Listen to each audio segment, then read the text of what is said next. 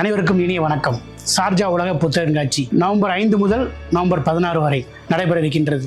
அமீரகவாழ் தமிழர்களை சிந்தனை விருந்தகம் சார்பாக அன்போடு அழைக்கிறோம். இது 3ஆம் ஆண்டாக சிந்தனை விருந்தகம் அங்கு அரங்கம் அமைக்கிறது. உலக தமிழர்களுக்கு தமிழையும் தமிழ் மொழியின் வளத்தையும் கொண்டு சேர்க்கும் பல்வேறு நபர்களில் நாங்களும் ஒருவராக இருக்கிறோம். தமிழ் மொழியினுடைய கவிதைகள், கட்டுரைகள், இலக்கணம் மற்றும் குழந்தைகளுக்கான அனைத்து புத்தகங்களும் அங்கே நாம் காட்சிப்படுத்தி இருக்கிறோம். அன்பு நண்பர்களையும் உறவுகளையும் அன்போடு அழைக்கின்றோம். உலக புத்தக கண்காட்சி சார்ஜா.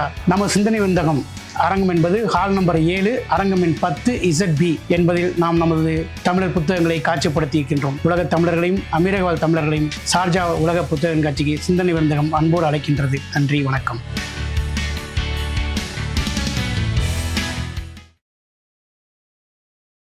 உதயநிதி ஸ்டாலினுக்கு அப்படி எந்த விஷயமும் இல்லைன்னு தன்னுடைய ஆட்சியை பற்றியோ, தன்னுடைய திராவிட இயக்க வரலாறை பற்றியோ, தனக்கு முன்வாடி தலைவர்களை பற்றியோ, சர்வதேச பிரச்சனைகளை பற்றியோ, மாநில உரிமையை பற்றியோ இதில் எதுவுமே ஏபிசிடி அவருக்கு தெரியாதுதான். ஒரு துணை முதலமைச்சர் பேசுகிற பேச்சா, அதுவும் எதில்? திராவிட இயக்க 75வது அறிவு திருவிழா. இதுதான் அவங்க அறிவா? இதுதான் உங்கள் டக்கான்னு கேட்பாங்க தெரியுமா? அந்த மாதிரி இருக்கு.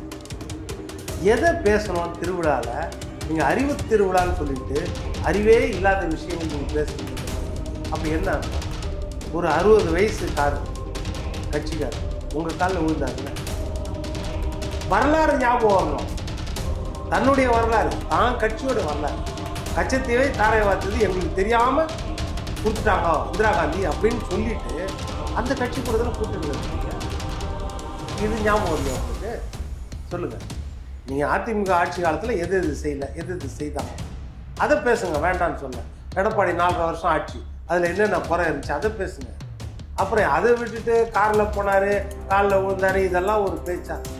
இப்போ காலில் விழுந்த கணக்கு எடுத்தால் உதயநிதி காலில், கலைஞர் காலில் விழுந்தவங்க கூட அதிகமாக உதயநிதி காலில் விழுந்துருக்கு. நீங்கள் அது புள்ளிவரை எடுத்து பார்த்தீங்க. இப்போ ஐயா ஸ்டாலின் காலில் விழுறதை விட உதயநிதி காலில் அதிகமான பேர் விழுறாங்க. கணக்கு எடுத்து பாருங்க. அப்போ கணக்கு எடுங்க. அப்போ இவர் வயசு என்ன? இதெல்லாம் ஒரு பேச்சா? சமூக நீதி, சம நீதின்றீங்க. ஒருத்தர் கூட உங்க தலைவர்கள் காலில் விழக்கூடாது. விழுந்தா அவங்கள நடவடிக்கை எடுக்கணும். அதுதானே நீங்க சொல்ற சமூக நீதி. நீங்க இந்தியாவில், தமிழ்நாட்டில் பயன்பாட்டு மொழியா கொண்டு வந்திருந்தா தமிழ், எல்லா மாநிலத்திலும் தமிழ் படிக்க வேண்டியதாக இருக்கும்ல. அதை விட்டு நீங்கள் செம்மொழி செம்மொழி நீங்கள் கொண்டு வரும்போது தான் கன்னடத்துக்கு கொண்டு வந்தாச்சு, மலையாளத்துக்கு கொண்டு வந்தாச்சு, அப்புறம் தெலுங்கு கொண்டு வந்தாச்சு, அப்புறம் நம்ம சமஸ்கிருதத்துக்கு கொண்டு வந்தாச்சு. கிட்டத்தட்ட 6 மொழிகளுக்கு தமிழோட சேர்த்து செம்மொழி அந்த. அதில் என்ன பெரிய பலன்? நீங்கள் தமிழ்நாட்டில் இந்தியாவில் பயன்பாட்டு மொழியாக கொண்டு வந்திருக்கோம்ல, அதையும் கொண்டு வரல. அதை செய்யுங்க. இப்போ எடப்பாடியாருக்கு எவ்வளோ பிள்ளைங்க தெரியுமா? நீங்கள் ஒரு பத்திரிக்கையாளர் போய் செங்கோட்டையன்கிட்ட கேட்டு தான் தெரிஞ்சுங்க. அப்போ செங்கோட்டையன் சொல்கிறது எந்த அளவுக்கு தெரியுதா? 72லேருந்து கட்சியில் இருக்கிறாரு. இப்போ 4.5 வருஷம் அவர் அமைச்சராக வர இருந்தார். ஜெயலலிதா நீக்கினவரை எடப்பாடி அமைச்சர் பதவி கொடுத்தாரு. சரி, இப்போ ஒரு நாளைக்கு ஒன்று புதுசாக சொல்கிறாங்கம்மா அப்படின்னா இப்போ இதில் தான் இருந்தாங்க. சரி, 4.5 வருஷம் எடப்பாடியார் ஆட்சி பண்ணாங்க.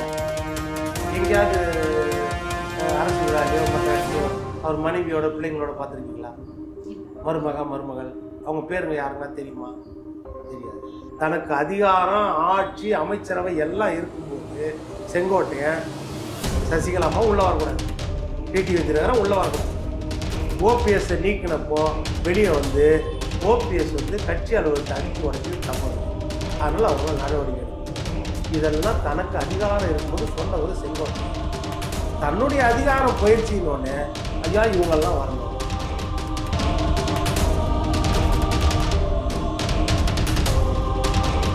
நலம் தரும் நல்லார் சித்த மருத்துவமனை இதய நோய், சர்க்கரை நோய், பக்கவாதம், சிறுநீரக பிரச்சனை, தண்டுவடம் மற்றும் மூட்டு பிரச்சனைகளுக்கு மிகச்சிறந்த மருத்துவமனை.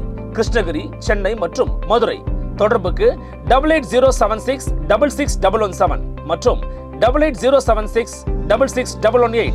Nimati Property Management. Contact 7667008999. அன்னை பர்னிச்சர்ஸ். அன்னை திருமண சீர்வரிசை பொருட்கள், டிவி, ஃபிரிட்ஜ், வாஷிங் மெஷின் உள்ளிட்ட 200க்கும் மேற்பட்ட பொருட்கள் அடங்கிய திருமண சீர்வரிசை ரூபாய் 99,000 மட்டுமே. தமிழகம் முழுவதும் இலவச டோர் டெலிவரி. தொடர்புக்கு 7550014440 9345044044. ஃபோர்த் எஸ்டேட் தமிழ் நேயர்களுக்கு வணக்கம். இன்றைய சிறப்பு நேர்காணலில் நம்மோடு இணைந்திருப்பவர் அரசியல் விமர்சகர் திரு பொன் வில்சன் அவர்கள். வணக்கம் சார். வணக்கம்மா. சரி, இப்ப வள்ளுவர் கோட்டத்துல திமுகவினுடைய 75வது ஆண்டை கொண்டாடும் விதமாக அறிவு திருவிழா முற்போக்கு திருவிழா அப்படின்னு நடத்திட்டு இருக்காங்க. துணை முதல்வர் உதயநிதி ஸ்டாலின் அவர்கள் என்ன சொல்லியிருக்காரு அப்படின்னா, சட்டமன்றத்துக்கு போனா எனக்கு எடப்பாடி பழனிசாமி அவர்களை பார்த்தா 2 நினைவுக்கு வரும், ஒன்னு காரு, இன்னொன்னு காலு அப்படின்னு சொல்றாரு. காரை எது குறித்து சொல்றாரு அப்படின்னா, அமித்ஷா அவர்களை போய் டெல்லியில போய் சந்திச்சாரு இல்லையா, அப்ப 4 கார் மாறி போனாரு, மூஞ்சு மூடிக்கிட்டு போனாரு அப்படின்னு சொல்றாரு. இன்னொன்னு காலு அப்படின்னா சசிகலா அம்மையாருடைய காலில் விழுந்தாரு, அப்புறம் ஜெயலலிதா காலுக்கு பின்னாடி சசிகலா காலு, அந்த மாதிரி தொடர்ச்சியா சொல்றாரு. இதை பத்தின உங்க கருத்து என்ன சார்? இது எவ்வளவு கேவலமான பேச்சு. உதயநிதி ஸ்டாலினுக்கு அப்படி எந்த விஷயமும் இல்லைன்னு அர்த்தம்.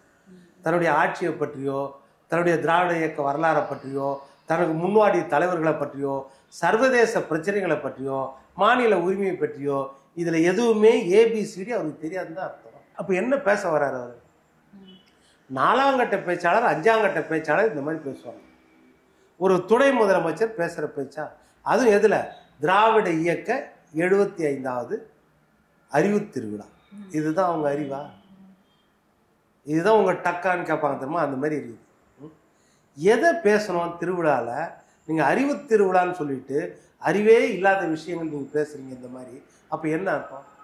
ஒரு 60 வயசு கட்சிக்கார் உங்கள் காலில் விழுந்தார்ல. ஒரு மேயர், மதுரையா சரவணன் நினைக்கிறேன், ஒரு மேயர் உங்கள் காலில் விழுந்தார்ல. அது என்னது இப்போ? சரி, இப்போ உங்களை பார்த்தோன்னே எல்லாருக்கும் என்ன ஞாபகம் வரும்? மீசை இல்லை இதை ஹிட்லர்னு இந்திரா காந்தி சொன்னது ஞாபகம் வருமா? எமர்ஜென்சி நேரத்தில் காங்கிரஸ்காரங்க சிட்டி பாபுவை அடித்து காலி பண்ணிட்டாங்க, அந்த காங்கிரஸ்காரங்க கொடுத்தா இப்போ கூட்டணியில் இருக்கிறீங்க, ஞாபகம் வருமா? ஞாபகம் வருமா இல்லையா? அதெல்லாம் என் உதயநிதிக்கு ஞாபகம் வர மாட்டுது. மாநில பட்டியலில் இருந்த கல்வியை பொது பட்டியலுக்கு காங்கிரஸ் கொண்டு போயிடுச்சுல்ல, அந்த காங்கிரஸ் கூட தானே இப்படி கைகோர்த்துன்னு இருக்கிறாங்க. இது ஞாபகம் வராதா? வரலாறு ஞாபகம் வரணும். தன்னுடைய வரலாறு, தான் கட்சியோட வரலாறு. கச்சத்தீவை தாரை வார்த்தது எங்களுக்கு தெரியாமல் கொடுத்துட்டாங்க இந்திரா காந்தி அப்படின்னு சொல்லிட்டு அந்த கட்சி கூட தானே கூட்டணியில் இருக்கிறீங்க. இது ஞாபகம் இல்லையா உங்களுக்கு? சொல்லுங்கள். காவிரி ஒப்பந்தத்தை நீங்கள் ரெனிவல் பண்ணல 1974, அது உங்களுக்கு ஞாபகம் இல்லையா? சொல்லுங்கள். கவர்னர் வேண்டாம் வேண்டாம் வேண்டாம் நீங்கள் கவர்னர் பதவி, ஆனால் ஆட்சிக்கு வந்தோடனே எங்களுக்கு சுர்ஜித் சிங் பர்னாலாவை கொடுங்கன்னு நல்ல கவர்னராக கேட்டு வாங்கிக்கினீங்க, அப்போது உங்களுக்கு அது ஞாபகம் இல்லையா? சொல்லுங்கள். கடவுள் மறுப்பு கொள்கை வழியில் வந்தவங்க உங்கள் கட்சி. அப்படி இருக்கும்போது நீங்கள் எந்த அளவுக்கு ஈடுபாடோடு இருக்கிறீங்க? அப்போ அது உங்களுக்கு ஞாபகம் இல்லையா? சொல்லுங்கள். இந்த மாதிரி நிறைய ஞாபகம் வரும். அதை விட்டுட்டு இந்த மாதிரி சீப்பு அரசியலை பேசி அவர் என்ன சாதிக்க போகிறாரு? அப்போது சப்ஜெக்ட் இருந்தால் பேசலாம். நீங்கள் அதிமுக ஆட்சி காலத்தில் எது எது செய்யலை, எது எது செய்தாங்க, அதை பேசுங்க, வேண்டான்னு சொல்ல. எடப்பாடி 4.5 வருஷம் ஆட்சி, அதில் என்னென்ன குறை இருந்துச்சு அதை பேசுங்க. அப்புறம் அதை விட்டுட்டு காரில் போனார், காலில் விழுந்தார், இதெல்லாம் ஒரு பேச்சா? இப்போ காலில் விழுந்த கணக்கு எடுத்தால் உதயநிதி காலில், கலைஞர் காலில் விழுந்தவங்க கூட அதிகமாக உதயநிதி காலில் விழுந்துருப்பாங்க. நீங்கள் அது புள்ளிவரம் எடுத்து பார்த்தீங்கன்னா, இப்போ ஐயா ஸ்டாலின் காலில் விழுறதை விட உதயநிதி காலில் அதிகமான பேர் விழுறாங்க. கணக்கு எடுத்து பாருங்க. அப்போ கணக்கு எடுங்க. அப்போ இவர் வயசு என்ன? அப்போ இதெல்லாம் ஒரு பேச்சா? சமூக நீதி, சம நீதின்றீங்க. ஒருத்தர் கூட உங்க தலைவருங்க காலில் விழக்கூடாது. விழுந்தா அவங்கள நடவடிக்கை எடுக்கணும். நீங்க அதுதானே நீங்க சொல்ற சமூக நீதி. வரவங்கெல்லாம் உங்க காலில் விழ வச்சுட்டு அப்புறம் எதிர சீனியருங்க காலில் விழுந்து அதை சொன்னீங்கன்னா என்ன அர்த்தம்? நீங்க சொல்லுங்க. இதனால இது ஒரு அதாவது ஒரு கேவலமான பேச்சு. இது ஒரு பேச்சு கணக்கிலே வராது. அவங்களுக்கு அது கெட்ட பேரை தான் ஏற்படுத்தும். யார்? திமுகவுக்கும் உதயநிதி ஸ்டாலின் அவர்களுக்கும் இது கெட்ட பேரை தான் ஏற்படுத்தும். இது எந்த வித மாற்றத்தையும் ஏற்படுத்தாது. இன்னொன்று என்ன சொல்றாரு அப்படின்னா, நம்மள மாதிரி அறிவு திருவிழா ஏடிஎம்கேவால செய்ய முடியுமா? எடப்பாடி பழனிசாமி அவர்கள் அடிமை திருவிழா வேணா நடத்தலாம் அப்படின்னு சொல்றாரு. அதான் இந்த மாதிரி வார்த்தை இதை பேசி நிற்பாங்க. இது எப்படின்னா அதான் 4ஆம் கட்ட பேச்சாளர் மாதிரி இப்போ அறிவு திருவிழா நடத்தி எந்த அறிவு வந்துச்சு உங்களுக்கு? இப்போ எஸ்ஐஆர்னு சொல்றதுக்கு என்ன சொன்னீங்க நீங்க? ஸ்பெஷல் இன்டென்சிவ் ரிவிஷன்ல ரிவிஷனுக்கு என்ன சொன்னார் அவர்? எது ரெஸ்ட்ரிக்ஷன்றாரு. Special intensive restrict. எவ்வளோ அறிவு, நல்ல அறிவு தானே அது. அப்புறம் என்ன செய்வீங்க? இப்போ அந்த மாதிரி அறிவு திருவிழா நடத்தணும்னா அது உலகத்தில் எந்த கட்சியுமே நடத்த முடியாது. நீங்கள் அறிவு திருவிழா நடத்திங்கன்னா உங்களுக்கு 69லேருந்து, அதுக்கு முன்னாடி விட்டுருங்க, 49லேருந்து 67 வரைக்கும் பேரறிஞர் அண்ணா பதவி இல்லாத காலத்தில், ஆட்சி அதிகாரம் இல்லாத காலத்தில் அரசியல் பண்ணார். 67லேருந்து 69 வரைக்கும் அவர் முதல் முதலமைச்சராக உட்காந்து எவ்வளோ அரசியல் பண்ணார், எவ்வளவு சாதனைகள் பண்ணார். அந்த சாதனைகளை விட்டுட்டு 69லேருந்து இவங்க இன்னைக்கு வரைக்கும் என்ன சாதனைகள் பண்ணார்கள் ஏதாவது சொல்லுங்க. இல்லை உங்களுக்கு தெரிஞ்சா சொல்லுங்க. திமுக எந்த சாதனை பண்ணுச்சு?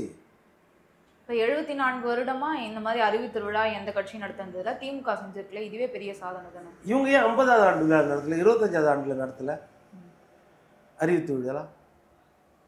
சொல்லுங்க. 25வது ஆண்டு விழாவில் அறிவு திருவிழா நடத்திருக்கலாம், 50வது ஆண்டு விழாவில் அறிவு திருவிழா நடத்திருக்கலாம், 75வது ஆண்டு விழாவில் என்ன அறிவு திருவிழா? இது வந்து ஒரு பேர், அவ்வளோதான். அறிவு திருவிழான்றது பேர். இதுக்கு இது வந்து நம்ம அறிவுன்றதை நம்ம பெருசாக எடுத்துக்க வேண்டாம். அப்போ அறிவு இல்லைன்னு சொல்கிறதுக்கு உதாரணம் சொல்ல வேண்டியதாகிடும். அப்படி கிடையாது. அது ஒரு பேர் வைக்கணும், ஒரு அட்ராக்டிவ் பேர் வைக்கணுன்றதுக்காக வச்சுருக்காங்க. அந்த வரலாறை நீங்கள் சொல்லுங்கள். உங்கள் திமுக பண்ண வரலாறு. இப்போ நான் சொல்லிட்டேன் திமுக வரலாறு. இந்தியாவில் எந்த கட்சிக்காவது 18 வருஷம் மத்தியில் ஆட்சி செய்யக்கூடிய வாய்ப்பு மாநில கட்சி கிடைச்சுதான்? இந்தியாவில் ஏதாவது ஒரு மாநில கட்சி சொல்லு. ஸ்டேட் லெவல் பார்ட்டிஸ் சென்ட்ரலில் இந்தியாவையே ஆளக்கூடிய வாய்ப்பு, அதுவும் மைனாரிட்டி அரசாங்கத்தில் ஷேர் ஹோல்டர்ஸ். மெஜாரிட்டி அரசாங்கத்தில் ஷேர் ஹோல்டர் இருக்க முடியாது. மெஜாரிட்டி அரசாங்கத்தில் ஒரு கர்டசி ஹோல்டராக இருக்கலாம், ஒரு கருணை அடிப்படையில் நமக்கு பதவி கொடுத்துட்டோம். ஆனால் இவங்க மைனாரிட்டி அரசாங்கத்தில் இருந்தாங்க. இபி சிங் ஆட்சி காலத்திலையும் சரி, தேவகவுடா, ஐகே குஜ்ரால், வாஜ்பாய், மன்மோகன் சிங், இத்தனை பேர் ஆட்சி காலத்திலையும் இவங்க எல்லாம் மைனாரிட்டி கவர்மெண்ட். காங்கிரஸோ ஜனதாதளமோ மைனாரிட்டி கவர்மெண்ட். திமுக இல்லைன்னா ஆட்சி கவுந்துடும், காலி ஆட்சி. அப்போ யார் ஆட்சி? திமுக தான் ஆட்சி. இந்தியாவை திமுக ஆண்டுது. அப்பேற்பட்ட சான்ஸ் கிடைச்ச போது தமிழ்நாட்டுக்கு என்ன உரிமையை வாங்கிட்டு வந்தாங்க? சொல்லுங்க. ஏதாவது ஒன்று சொல்லுங்க. தமிழ்நாட்டுக்கு நாங்கள் மத்தியில் ஆட்சி செய்யும் போது இந்த உரிமையை வாங்கிட்டு வந்தோம், இப்போ மத்தியில் இருக்கிறவங்க அந்த உரிமையை திருப்பி வாங்கிட்டாங்கன்னு ஏதாவது ஒன்று சொல்லுங்க. ஒன்று கூட கிடையாது அந்த மாதிரி. நீங்கள் அதே மாதிரி எடுத்தீங்கன்னா, நான் கச்சத்தீவு கொடுக்கப்பட்டது, அப்போது பெரிய போராட்டமும் ஆர்ப்பாட்டமும் ஒன்றும் கிடையாது. முதல் விஷயம் காங்கிரஸ் கொடுத்தப்போ. ரெண்டாவது விஷயம் 42nd அமெண்ட்மெண்ட் 1976, அதன் பிரகாரம் கல்வி மாநில பட்டியல் இருந்துச்சு, பொது பட்டியலுக்கு மாற்றியாச்சு. ரெண்டாவது விஷயம், அதுக்கு போராட்டமே பண்ணல. இவங்க 18 வருஷம் ஆட்சியில் இருக்கும்போது அதை ரிவர்ஸ் பண்ணியிருக்கலாம்ல, மாநில பட்டியலுக்கு கல்வியை கொண்டு வந்திருக்கலாம்ல. இப்போ ஹிந்தி பிரச்சனை நம்மளுக்கு கிடையாதுல்ல. ஏன்னா ஹிந்திக்காகவே உயிரை விட்ட எத்தனையோ பேர் திமுக அதிமுகவில் இருக்கிறாங்க. இப்போ திமுகவில் ஹிந்திக்காக உயிரை விட்டவங்க. ஹிந்தி போராட்டம் எவ்வளோ பெரிய போராட்டம், 60களில் 65லாம். அப்போ அந்த போராட்டமா நீங்கள் ஆட்சிக்கு வந்தோடனே முதல்ல என்ன செய்திருக்கணும்? எம்ஜிஆர் நம்ம அம்பேத்கர், டாக்டர் அம்பேத்கர் வந்து ஆர்டிகல் எழுதும் போது எழுதியிருக்காரு. ஆர்டிகல் 343 என்ன போட்டிருக்காரு? இந்தியாவுடைய அலுவல் மொழி ஹிந்தி, 15 வருஷத்துக்கு ஆங்கிலம் கூட இருக்கலாம். ஸ்டேட்ஸோட அஃபிஷியல் லாங்குவேஜ் 22 லாங்குவேஜ், தமிழ் உள்பட. தமிழ் வந்து உலகத்திலேயே மூத்த மொழி இல்லை.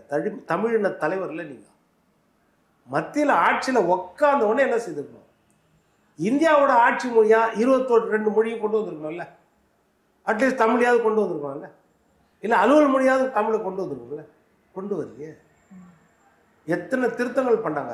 இந்த திருத்தம் பண்ணியிருக்கலாம்ல, ஏன் கொண்டு வரல?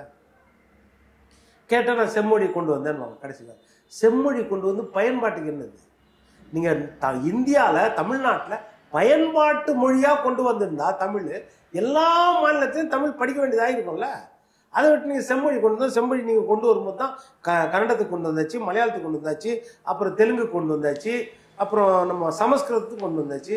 கிட்டத்தட்ட 6 மொழிகளுக்கு தமிழோட சேர்த்து செம்மொழி அந்தஸ்து கொடுத்தீங்க. அதில் என்ன பெரிய பலன்? நீங்கள் தமிழ்நாட்டில் இந்தியாவில் பயன்பாட்டு மொழியாக கொண்டு வந்திருக்கோம்ல, அதை ஏன் கொண்டு வரல? அதை செய்யல. அதிமுக வந்து நீங்க சொல்ற மாதிரி மைனாரிட்டி கவர்மெண்டா வந்து மத்திய அளவில் இருக்கும்போது அதிமுகவும் அந்த மாதிரி இருந்தது. ஜெயலலிதா அவர்கள் வாபஸ் பெற்றோடனே வாஜ்பாயோடைய அரசு வந்து கவிழ்ந்ததையும் நம்ம பார்த்திருக்கோம். அப்ப அதிமுக என்ன மாதிரியான சாதனைகள்லாம் தமிழ்நாட்டுக்கு எட்டு வந்தது? இல்ல, அதிமுக என்னன்னா கரெக்டா நீங்க பாத்தீங்கன்னா ஷார்ட் டேர்ம் 12 மாசம் தான், அவ்வளவுதான். அவங்க ஷார்ட் டேர்ம்ல தான் அங்க இருந்தாங்க. அப்பவே ஃபுல்லா முரண்பாடு தான் இருந்தாங்க, பயங்கர முரண்பாடு தான். ஆட்சி கட்டில உட்கார்ந்த உடனே முரண்பாடு தான், சண்டை தான் இவங்களுக்கு. எல்லாம் தெரியும்.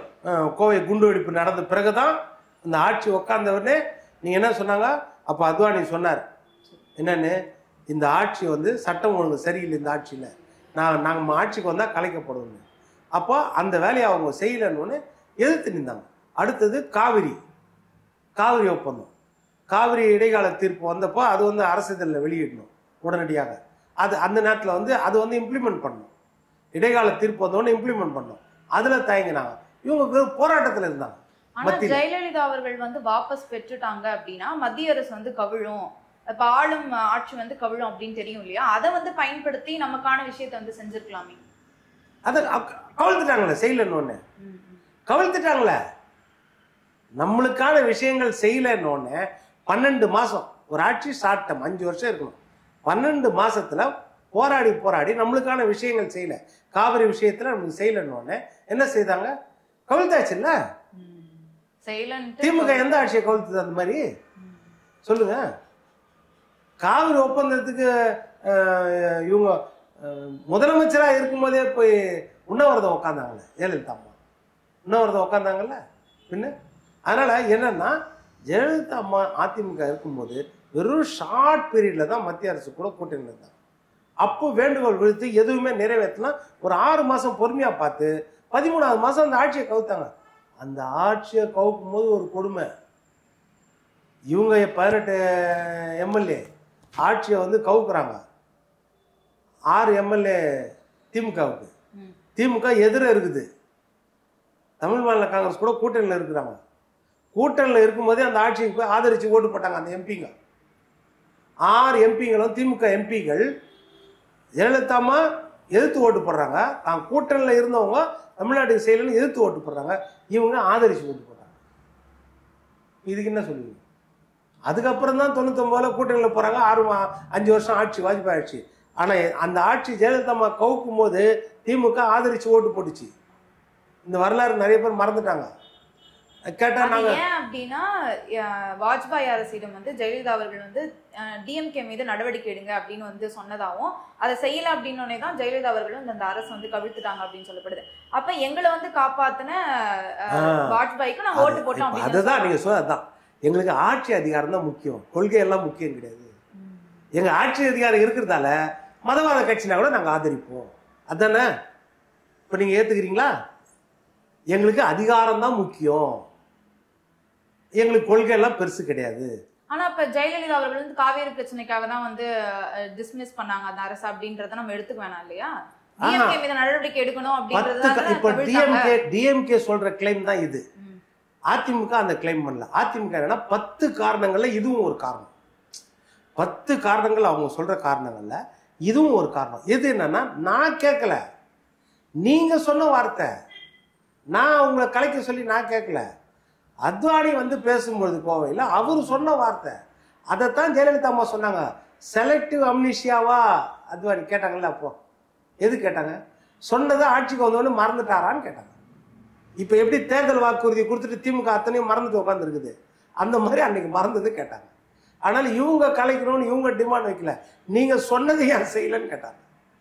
10 அம்சங்கள்ல இதுவும் ஒண்ணு, அவ்வளவுதான். மற்றபடி இதுக்கு ஆனா இவங்க ஆதரிச்ச ஒரே காரணம் இதுதான். நீங்க சொல்ற காரணம், எங்களுக்கு ஆட்சி வேணும், எங்களுக்கு அதிகாரம் வேணும், அது யார் கொடுத்தாலும் அவங்கள நாங்கள் ஆதரிப்போம். அப்ப என்ன கொள்கை உங்களுக்கு சொல்லுங்க? அப்ப எந்த அளவுக்கு உங்களுக்கு மோசமா இருக்கிறீங்க நீங்க? அதுதான். அடுத்தது பார்த்தீங்கன்னா 5 வருஷம் நீங்க கூட்டணியில் இருந்தீங்க. அந்த கூட்டணியில் காமன் மினிமம் ப்ரோக்ராம்னு சொன்னீங்க. அதுக்கு முன்னாடியே நீங்க ஆதரிச்சிட்டீங்களே 6 எம்பிக்கள். அப்புறம் என்ன? அதனால பிஜேபி கூட கூட்டணி வைக்கிறது பொதுசு கிடையாது. அதனால அன்னைக்கு என்ன சொன்னாருன்னா, பிஜேபி மதவாத கட்சி கிடையாதுன்னு கலைஞர் அன்னைக்கு ஏற்றுக்கிட்டார்ல. அப்புறம் இவங்க ஆட்சி காலத்துல எல்லாமே முரண்பாடு தான். சரி, இந்த 75 வருஷம் வரலாறு தான் பேசிட்டு இருந்தோம். இப்ப அதுலயே வந்து பார்த்தோம் அப்படின்னா உதயநிதி அவர்களை அமைச்சர் துரைமுருகன் வந்து பாராட்டி பேசியிருந்தார். அடுத்த ராஜேந்திர சோழன் வந்து உதயநிதி அவர்கள் தான் நல்ல வேலைகளை வந்து செஞ்சுட்டு இருக்காரு தொடர்ச்சியா அப்படின்னு சொல்லியிருந்தாரு. இது எப்படி பாக்குறீங்க? அதை தான் எல்லாருமே சொல்லிட்டு இருக்கோம். இப்போ அவரும் சொல்லிட்டார், ஒரு மூத்த அமைச்சரே சொல்லிட்டார். ஏன்னா அவர் வந்து அண்ணா காலத்தில் புரட்சித்தலைவர் எம்ஜிஆர் மேலே மிகுந்த பாசம் கொண்டவர் துரைமுருகன். சாதாரண ஆள் கிடையாது. துரைமுருகன் எத்தனையோ உதவிகள் வந்து எம்ஜிஆர் செய்திருக்காரு. அதை சொல்லுவார் அவர். ஆனால் கூட நான் அவர் பின்னாடி போகல, எனக்கு எல்லா உதவியும் செய்தது எம்ஜிஆர் தான். ஆனால் கூட அவர் பின்னாடி போகாமல் நான் இங்கே இருந்தேன் கருணாநிதி. அவ்வளோ விசுவாசியம் அந்த மாதிரி ஆள். அதே மாதிரி பேச்சாற்றல் மிக்கவர். அவர் சொல்கிற ஒரு வார்த்தைன்னா நிறைய அர்த்தம் இருக்கும். அப்போ எல்லாரும் நம்ம சொல்கிறது தான் அவர் சொல்கிறார். குடும்ப ஆட்சி, மன்னர் ஆட்சி, அதை தான் அவர் சொல்கிறார். ராஜராஜ சோழனுக்கு அப்புறம் ராஜேந்திர சோழன், அதுக்கப்புறம் அவர் மகன் அதை தான் அவர் வஞ்ச புகழ்ச்சியாக பேசுகிறாருன்னு நான் நினைக்கிறேன். அதுதான் இருக்கலாம். பாராட்டுற மாதிரி பாராட்டுறாரு, ஆனால் மன்னர் ஆட்சி நடக்குதுன்றாரு. அதுதான் இருக்கும். அர்த்தம் அதுதானே இருக்கும். வேற அர்த்தம் என்ன இருக்குது? வேற ஒரு அர்த்தமும் அதில் இருக்க வாய்ப்பு கிடையாதுல்ல. அதுதானே. ஏன்னா ஏற்கனவே அவர் வந்து சொன்னார், என்னன்னு துணை முதலமைச்சர் கொடுத்தா நீங்கள் கொடுத்தா நான் வாங்காமல் இருப்பேனான்றாரு. அப்போ உள்ளுக்குள்ள அது என்ன இருக்குது? அவர் மட்டும்தான் இன்னைக்கு பார்த்தீங்கன்னா புரோட்டோகால் பிரகாரம் எந்த ஒரு வரிசையில் மேடையில் உட்காரனாலும் யார் உட்காரணும்? முதலமைச்சர். அடுத்து யார் உட்காரணும்? துணை முதலமைச்சர். ஆனால் இங்கே எப்படின்னா KN நேருலேருந்து ஐ பெரியசாமிலேருந்து அத்தனையும் மூத்த அமைச்சர்கள் எல்லாம் பெரிய ஆட்கள். ஆனால் அவங்கெல்லாம் தள்ளி தான் உட்காருவாங்க. துரைமுருகன் மட்டும்தான் ஸ்டாலின் பக்கத்தில் உட்காந்து அது பக்கத்தில் தான் உதயநிதி உட்கார முடியும். அதுதான். ஏனென்றால் அந்த அந்த எண்ணம் இருக்கிறதால அவரை விட்டு கொடுக்க முடியல. அவரை பக்கத்தில் வச்சு 3வது இடத்துல தான் உதயநிதி உட்கார வைப்பாங்க. அதுக்கப்புறம் மற்ற அமைச்சர்கள் எல்லாருமே உட்காருவாங்க. அவ்வளோதான்.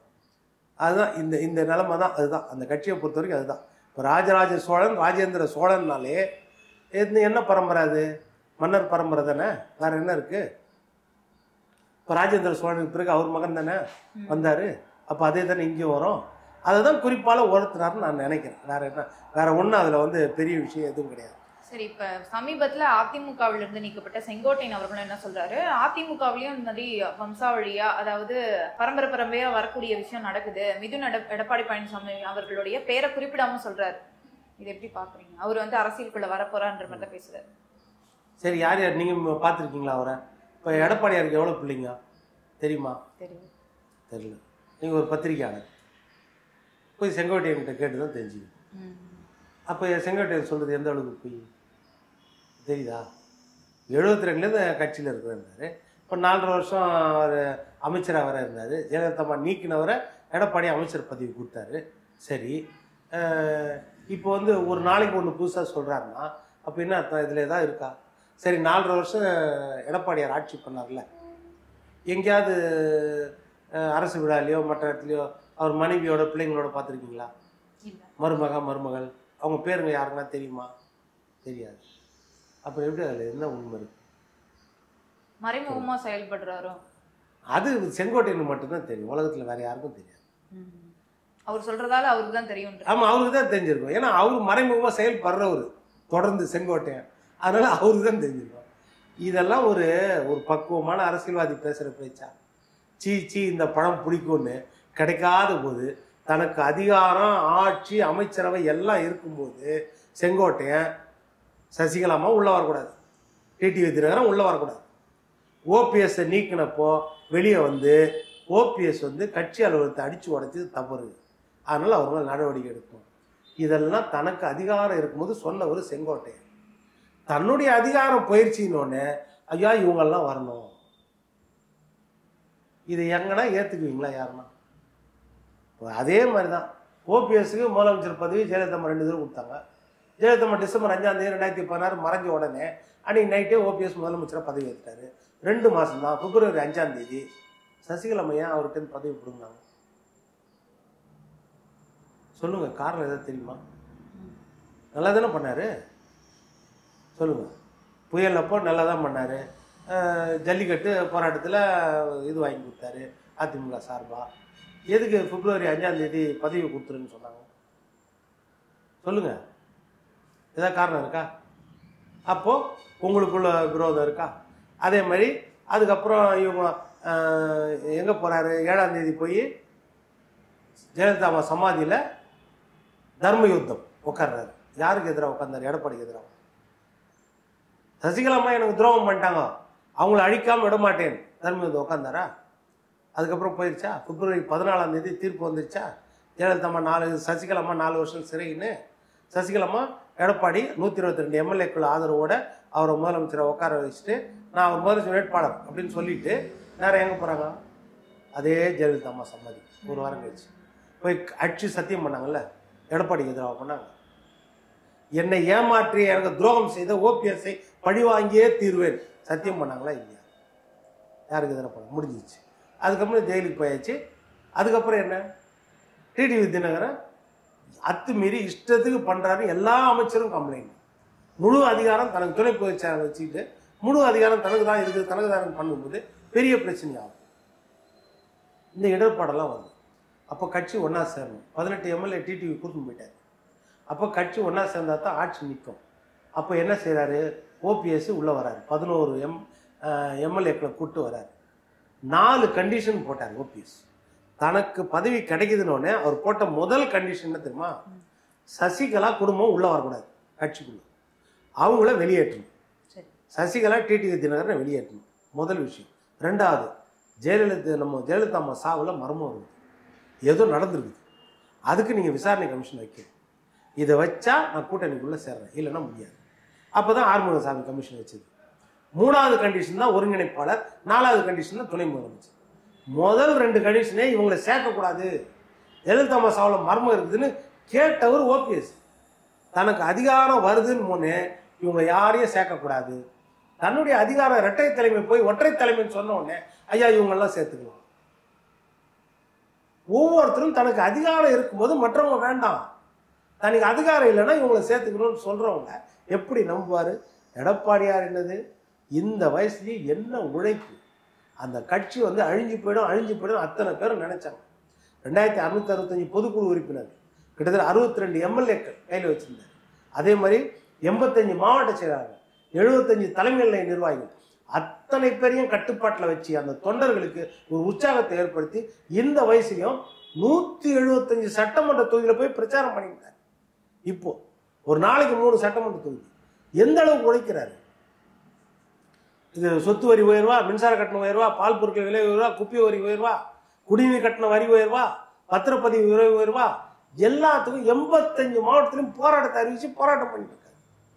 திமுகவுக்கு அவ்வளவு பெரிய அழுத்தம் கொடுக்குறாரு. திமுக கூட எந்த விதத்திலையும் காம்ப்ரமைஸ் கிடையாது.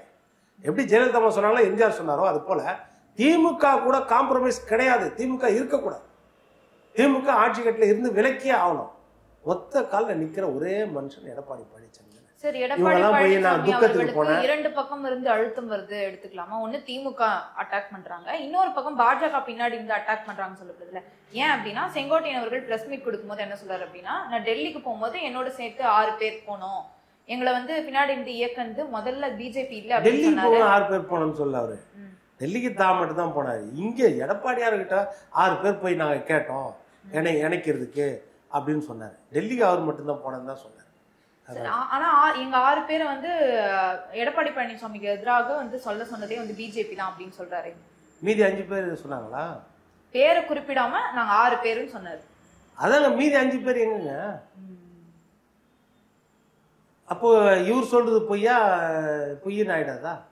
இவர் மீதி 5 பேரை கூட்டு வச்சு சொல்லணும்ல. இவர் பாட்டுக்கு ஏதாவது ஒன்று சொல்லிட்டு இருப்பாரு, அதுக்கு எல்லாரும் பதில் சொல்லி இருக்க முடியுமா? சொல்லுங்க. அதனால இப்போ பிஜேபியை போய் எப்போ போய் பார்த்தாரு இவர்? பிஜேபியை பார்த்தது கடந்த காலத்தில், அதாவது மார்ச்சில் போய் பார்த்தார். அப்போ பிஜேபி கூட்டணி கிடையாது. பிஜேபி கூட்டணி இல்லாத நேரத்தில் இந்த அத்துக்கடை பாராட்டு விழாவில் ஜெயலலிதா படம் இல்லை, எம்ஜிஆர் படம் இல்லை அப்படின்னு சொல்லி சும்மா நொண்டி சாக்கு சொல்லி அப்போ சொல்லியிருந்தார்ல, அப்போ போய் பார்த்துட்டு வந்தார். அப்போது பிஜேபி கூட்டணியில் இல்லை. கூட்டணியில் இல்லாதது எந்த கட்சியும் என்னது, இன்னொரு கட்சியை பலவீனப்படுத்த முயற்சி பண்ணுறது. ஏடிஎம்கேனாலும் பண்ணோம், டிஎம்கேனாலும் பண்ணோம். அது எந்த கட்சினாலும் இன்னொரு கட்சியில் ஆள் கிடைக்காதான்னு பார்க்கணும்.